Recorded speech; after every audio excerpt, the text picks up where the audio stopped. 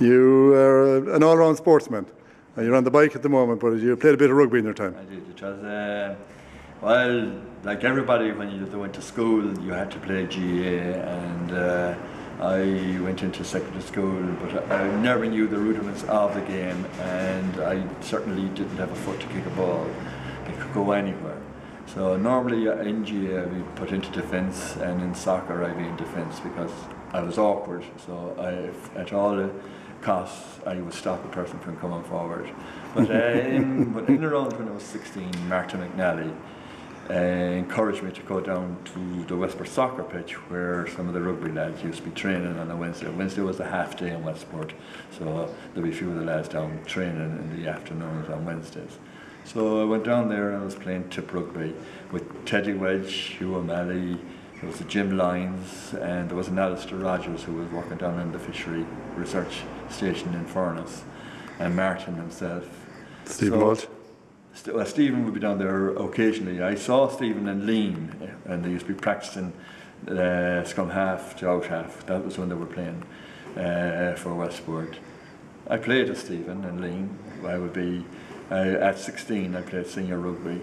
I was a sub more than often because Westport used at that stage did well to field 15 players. So if I often got a game when someone didn't turn up, I'd play on the wing, but I was only making up the numbers at that stage.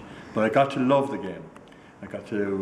It was a game that suited me, and rugby is a game that suits most people because you can be heavy and you can play in the forwards, and you can be nimble and play in the backs, and if you have good hands you can play full back, and if you didn't want to kick a ball, you don't have to kick a ball in rugby. So it really suited me down to the ground. What position did you play in? Well, I started off on the wing, as I said, and then I went from that to full back. Now, I had safe hands, but I had a good kick.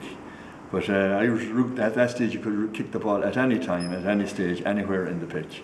Nowadays, you're back inside what used to be the 25, now it's the 22.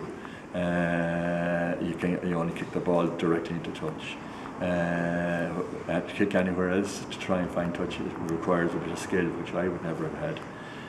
But I went from there then to wing forward, where I played 90% of my rugby, and I really loved that position because you have a bit of everything. And I played with Juwali, and we had a very memorable, which I always reckoned was the foundation of the club. We won the Junior Cup, and it was an amazing year because up to Christmas that year we hadn't won any game.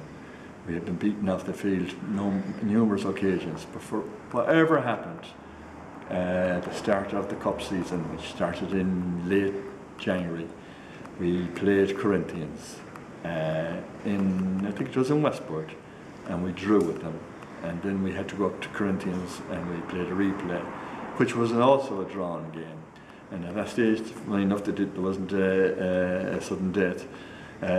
We played the third replay and the second replay in the sports ground in Galway, and we won that game, and it was the makings of the team.